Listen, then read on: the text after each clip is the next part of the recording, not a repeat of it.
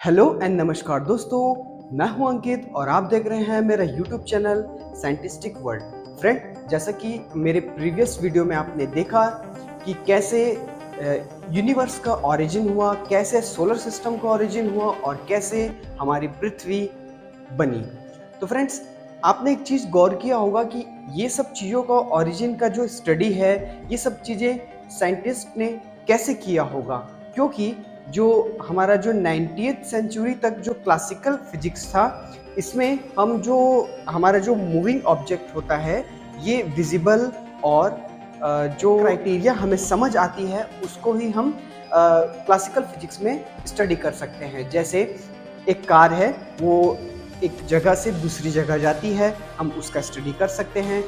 अगर आप मून है, सन है, जो आपको विजिबल है, इसके भी आप जो जा रहा है, ये कहाँ पे कितना समय सूर्य उगता है, अस्त होता है, इसका भी आप समय लगा सकते हैं। यानी कुछ ऐसे चीज़ें, ऐसे नेचुरल फिनोमेनन जो हम समझ सकते हैं, जो दिखता है और जिसकी स्पीड एक लिमिटेशन में होती है, तो हम उसका अध्ययन, सारी चीज़ों का अध्ययन हम क्लासिकल फिजिक्स में कर सकते हैं। जैसे ग्रेविटी है, जैसे स्पीड है, और जैसे न्यूटन्स के जो तीनों लॉज हो गए, थर्मोडायनेमिक्स के लॉज हो गए और इलेक्ट्रोमैग्नेटिज्म के लॉ हो गए।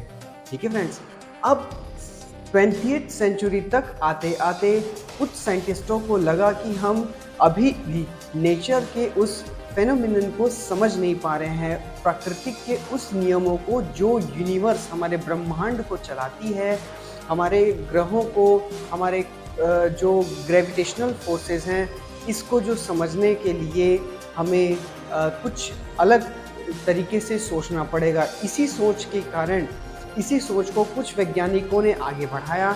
उनमें से एक थे एल्बर्ट आइंस्टाइन और सर मैक्स प्लैंक। हम देखते हैं two major problem with classical mechanics.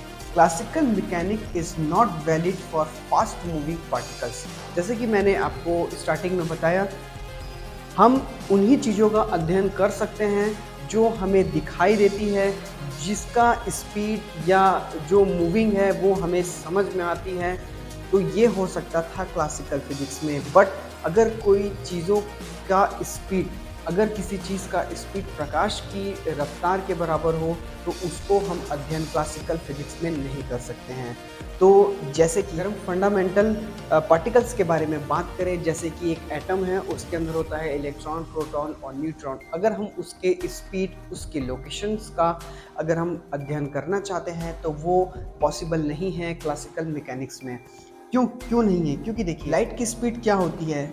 3.10 to the power of 8 metre per second, या हम किलोमीटर पर सेकेंड में बोले तो 3 लाख किलोमीटर प्रति सेकेंड, 3 लाख किलोमीटर प्रति सेकेंड।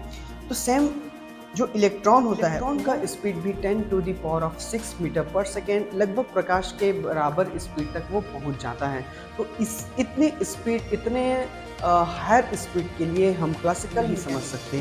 तो हमें ज़रूरत पड़ा थ्योरी ऑफ रिलेटिविटी को। किसने दिया? सर एल्बर्ट आइंस्टाइन ने 1905 में दिया। जर्नल प्रकाशित हुआ on the electrodynamics of moving bodies, जिसमें दो स्पेशल थ्योरी को दिया गया, स्पेशल रिलेटिविटी 1905 में और जनरल रिलेटिविटी 1915 में। इन टू मेजर प्रॉब्लम्स में हमने फर्स्ट मेजर प्रॉब्लम को देख लिया, जो कि हमें स्पीड, डायनेमिक्स और मूवमेंट्स, जो फंडामेंटल पार्टिकल्स है, इसके मूवमेंट्स और डायनेमिक्स के बारे में हमें बताता है। सेकेंड प्रॉब्लम है जो सबसे ज़्यादा हमें देखने को मिलता है क्लासिकल मैकेनिक्स में।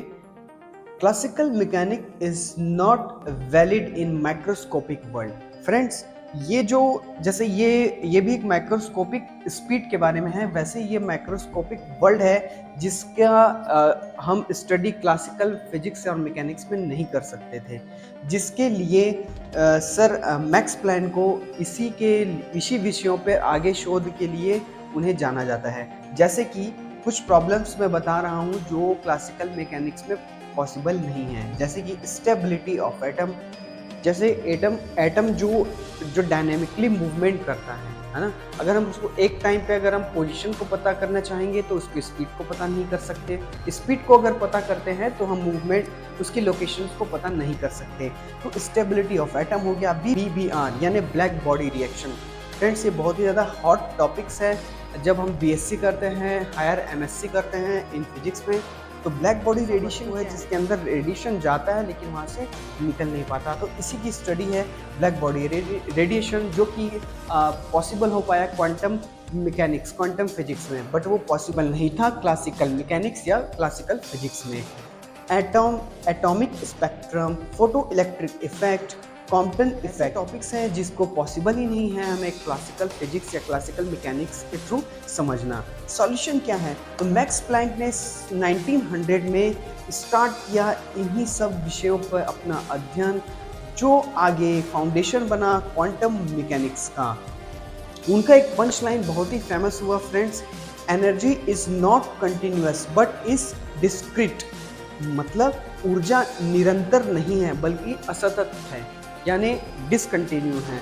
तो फ्रेंड्स आगे मैं एक वाइट बोर्ड में अपने कुछ टॉपिक्स राइट डाउन करता हूँ, आप उसको स्क्रीनशॉट करके रख लीजिएगा, क्योंकि वो सारे टॉपिक्स आपको, और जब मैं वीडियो बनाते जाऊँगा ऑरिजिन ऑफ अर्थ के बाद जितने भी चीज़ों का नेचुरल फिनोमिनन को समझने में आपको बहुत आसानी होगा।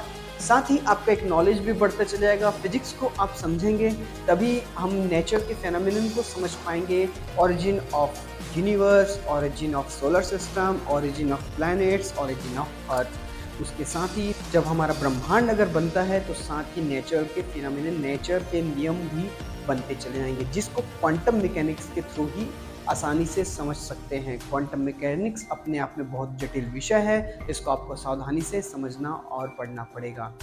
जैसा कि आप देख सकते हैं ये दो महान वैज्ञानिक 20th सेंचुरी के बाद से ही जो ब्लैक होल्स हैं, ग्रेविटेशनल फोर्सेस हैं, हमारा जो ऑब्जर्वेटरी यूनिवर्स है, हमारा डार्क स्पेस है, डार्क मैटर है, इन सब के नेचुरल फिनोमेनन को समझने में बहुत ज़्यादा हमें सपोर्ट मिला है। फ्रेंड्स मैं इसको अभी इरेज करता हूँ और यहाँ पे आप नोट करिएगा जो मैं, तो जैसे कि आप देख रहे हैं टॉपिक्स क्वांटम मैकेनिक्स के जो बहुत ही इम्पोर्टेंट है आपको क्वांटम मैकेनिक्स या क्वांटम फिजिक्स को समझने के लिए। कुछ चीज़ों को मैं आपको ओरली आपको बता देता हूँ, आप इसको डिटेल में चाहे आप गूगल करके पढ़िए, चाहे किसी बुक से पढ़िए, बट आप पढ़ लेंगे तो ज़्यादा अच्छा होगा, जो इस ब्रह्मांड के सारे नियम हैं इसको समझने के लिए, यूनिवर्सल नेचुरल फिनोमेनन को समझने के लिए, जैसे कि wave particle duality, Schrodinger equations, quantum superpositions, Heisenberg uncertainty, quantum entanglement, quantizations of energy level, quantum status, probability amplitudes, the hydrogen atom, quantum measurement, and last concept of quantums. तो friends इसी के साथ ही क्वांटम मैकेनिक्स का introductions और उसके problems और उसकी innovations के बारे में आज हमने देखा। इसी के साथ ही हमारा क्वांटम मैकेनिक्स का ये चैप्टर आज समाप्त हो रहा है। तो वीडियो को लाइक कीजिए, चैनल को सब्सक्राइब कीजिए ऐसे ही साइंस से रिलेटेड नॉलेज के लिए। Thank you.